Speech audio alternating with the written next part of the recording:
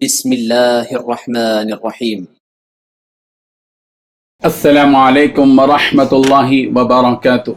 الحمد للہ وکفی وسلام علی عبادہ الذین اصطفی اما بعد. حاضرین و ناظرین، یہ درس نمبر 1809 ہے اور آج سورہ مومن کی 3 آیتوں کی تلاوت اور تشریح کی جائے گی. آیت نمبر 10، 11 اور 12. چلیے سب سے پہلے ہم ان 3 آیتوں کی تلاوت کرتے ہیں، لفظی ترجمے اور ترجمے کے بعد تشریح کرتے ہیں. اعوذ باللہ من الشیطان الرجیم، بسم اللہ الرحمن الرحیم. ان الذین کفروا ینادون لمقت اللہ اکبر من مقتکم انفسکم اذ تدعون الى الایمان فتکفرون.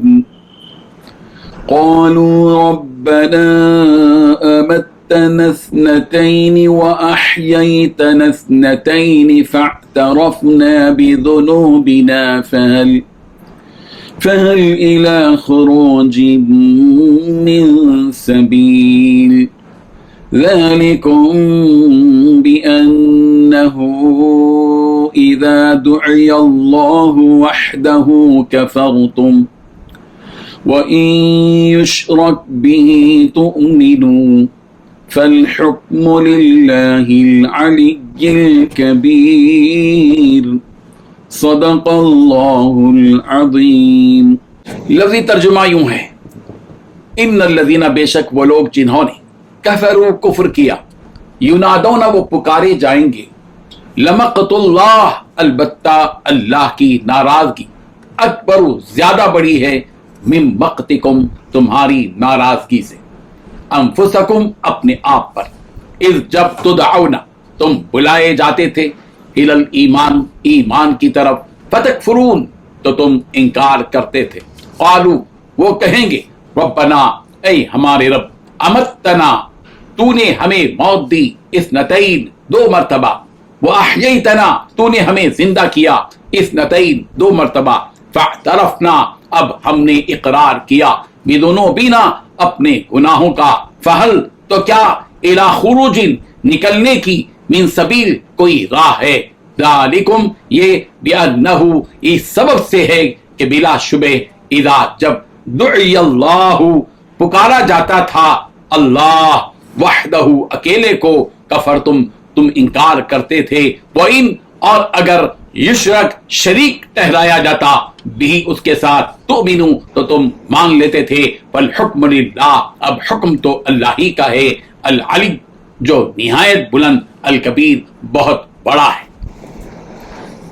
ترجمہ یوں ہے، جن لوگوں نے کفر اختیار کیا ہے ان سے پکار کر کہا جائے گا کہ آج تمہیں جتنی بیزاری اپنے آپ سے ہو رہی ہے، اس سے زیادہ بیزاری اللہ کو اس وقت ہوئی تھی جب تمہیں ایمان کی دعوت دی جاتی تھی اور تم انکار کرتے تھے. وہ کہیں گے کہ اے ہمارے رب، تو نے ہمیں 2 مرتبہ موت دی اور 2 مرتبہ زندگی دی، اب ہم اپنے گناہوں کا اعتراف کرتے ہیں، تو کیا ہمارے دوزخ سے نکلنے کا کوئی راستہ ہے؟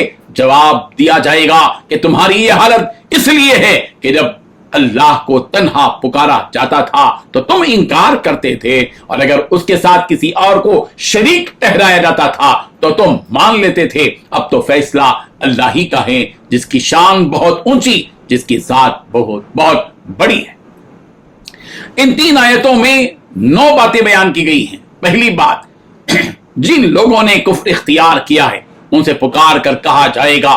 دوسری بات، آج تمہیں جتنی بیزاری اپنے آپ سے ہو رہی ہے، اس سے زیادہ بیزاری اللہ کو اس وقت ہوئی تھی جب تمہیں ایمان کی دعوت دی جاتی تھی اور تم انکار کرتے تھے. تیسری بات، وہ کہیں گے کہ ہمارے پروردگار، تو نے ہمیں 2 مرتبہ موت اور 2 مرتبہ زندگی دی ہے. چوتھی بات، اب ہم اپنے گناہوں کا اعتراف کرتے ہیں. پانچویں بات، کیا ہمارے لیے دوزخ سے نکلنے کا کوئی راستہ ہے؟ چھٹی بات، تمہاری یہ حالت اس لیے ہے کہ جب اللہ کو پکارا جاتا تھا تو تم انکار کرتے تھے. ساتویں بات، اگر اس کے ساتھ کسی کو شریک ٹھہرایا جاتا تھا تو تم مان لیتے تھے. آٹھویں بات، اب تو فیصلہ اللہ ہی کا ہے، جس کی شان بہت اونچی ہے. نویں بات، جس کی ذات بہت بڑی ہے.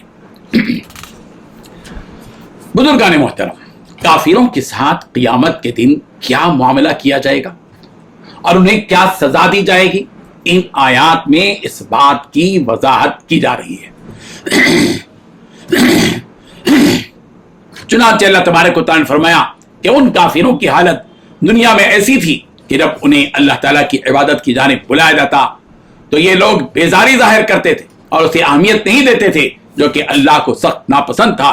تو اب جبکہ تمہیں تمہارے کیے کی سزا کی خاطر آگ میں ڈالا جا رہا ہے تو تمہیں ناگواری اور بیزارگی محسوس ہو رہی ہے، حالانکہ اللہ تعالیٰ کی جو بیزاری تھی دنیا میں تمہارے اعمال کو دیکھ کر اور تمہارے اللہ تعالیٰ کے احکامات سے منہ موڑنے کی وجہ سے وہ سب سے زیادہ تھی اس بیزاری کے مقابلے میں جو آج تمہیں ہو رہی ہے۔ جب تم نے اللہ تعالیٰ کے حکموں کا لحاظ نہیں کیا تو آج اللہ تعالیٰ بھی تمہارا لحاظ نہیں کرے گا اور تمہاری طرف نظر بھی نہیں فرمائے گا۔ اور دنیا میں کافروں کا یہ حال تھا کہ وہ لوگ موت کے بعد اٹھائے جانے کا انکار کرتے تھے، مگر جب انہیں عذاب میں ڈالا جائے گا اس وقت یہ لوگ اقرار کریں گے کہ اے اللہ ہم نے مان لیا اور اس بات پر ہم یقین لا چکے ہیں کہ تو نے ہمیں 2 بار زندگی دی، 2 بار موت، ایک موت اس وقت جبکہ ہم اپنی ماؤں کے رحم میں پڑے ہوئے تھے، تو نے ہمیں اس دنیا میں لا کر زندگی دی، پھر اس زندگی کے پورا ہونے کے بعد تو نے ہمیں موت دی اور اس موت کے بعد پھر سے دوبارہ حساب کتاب کے لیے ہمیں اپنی قبروں سے نکال کر زندہ کیا۔ ہم اس بات پر یقین لا چکے ہیں کہ تو ہی زندگی دینے والا ہے اور تو ہی موت۔ سورہ بقرہ کی آیت نمبر 28 میں فرمایا گیا کیف تکفرون باللہ وکنتم امواتا فاحیاکم ثم یمیتکم ثم یحییکم، تم کیسے اللہ تعالیٰ کے ساتھ شرک کر سکتے ہو جبکہ تم مردہ تھے، تو اس نے تمہیں زندہ کیا، پھر موت دی اور دوبارہ زندہ کیا۔